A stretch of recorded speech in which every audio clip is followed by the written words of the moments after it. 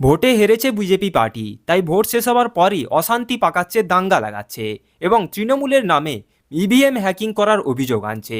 এমনই দাবি করলেন তৃণমূল মুখপাত্র কুণাল ঘোষ। সাংবাদিক বৈঠক থেকে তৃণমূল নেতা কুণাল ঘোষ সরাসরি বিজেপি পার্টির অভিযোগ খারিজ করে বিজেপি পার্টিকেই ঝাঁঝালো ভাষায় আক্রমণ করলেন। তো প্রিয় দর্শক, তৃণমূল মুখপাত্র কুণাল ঘোষ সাংবাদিক বৈঠক থেকে বিজেপি পার্টির বিরুদ্ধে কিভাবে ঝাঁঝালো ভাষায় আক্রমণ করলেন এবং বিজেপি পার্টি ভোটে হেরে গিয়ে কি মিথ্যা অভিযোগ আনছে, সেই মিথ্যা অভিযোগগুলো তুলে ধরে বিজেপি পার্টিকে কিভাবে আক্রমণ করলেন, তৃণমূল মুখপাত্র কুণাল ঘোষের এই ভিডিওটি ধৈর্য ধরে শেষ পর্যন্ত দেখতে থাকুন। ভাঙড়ে পুরোপুরি উন্নয়নের ভোট হচ্ছে, তৃণমূল কংগ্রেস বিপুল ভোটে জিততে চলেছে। সেই জায়গাটা বিরোধীরা বুঝে গেছে, মানুষের সমর্থন তারা পাচ্ছে না, বহু জায়গায় তাদের লোকজনই নেই।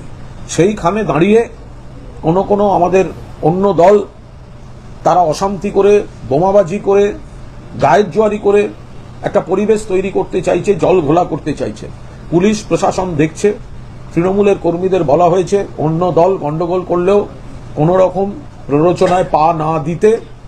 আমাদের প্রার্থী সায়নী ঘোষ যাদবপুর কেন্দ্রের, তিনিও যখন কর্মীদের কাছে ছুটে গিয়েছেন, বাকিটা পুলিশ প্রশাসন দেখছে। এটা পুরোপুরি পিছিয়ে পড়া, ছত্রভঙ্গ বিরোধী একটি দলের বা দু তিনটি দল মিলিয়ে ষড়যন্ত্র। এখন ভোটের সময় প্রচারের সময়সীমা শেষ হয়ে গিয়েছে, ভোট প্রস্তুতি চলছে।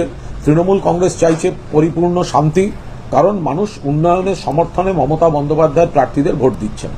এবার সেই জায়গায় একাধিক দল, বিজেপি, সিপিএম, কোথাও কংগ্রেস, পায়ে পা দিয়ে ঝগড়া করে প্রচারে ভেসে থাকার চেষ্টা করছে।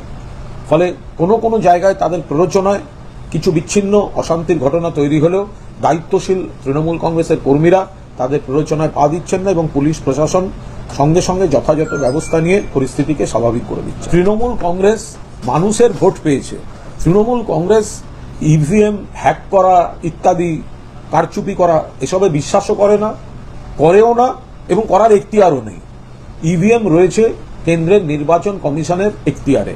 সেই নির্বাচন কমিশনটা পুরোদস্তুর কেন্দ্রীয় সরকারের নিয়ন্ত্রণাধীন। বিচার ব্যবস্থার যিনি সর্বোচ্চ প্রতিনিধি, তাকে সরিয়েও নিজেদের দলীয় লোককে নির্বাচন কমিশনে ঢুকিয়ে দিয়েছে। ফলে বিজেপি যদি এখন মানুষের ভোট না পেয়ে হারের সময় অজুহাত খুঁজতে তৃণমূলের বিরুদ্ধে ইভিএম কারচুপির অভিযোগ আনতে, যে হাস্যকর। আপনাদের ইভিএম, আপনাদের কেন্দ্রীয় নির্বাচন কমিশন, আপনারা ইচ্ছামতো সব অফিসার চেঞ্জ করেছেন, আপনাদের কেন্দ্রীয় বাহিনী রয়েছে, আর আপনারা এই ধরনের তৃণমূলের বিরুদ্ধে আপনারা এসব হারবার ছেঁদো যুক্তি এখন থেকে ছুতো খোঁজার চেষ্টা হচ্ছে।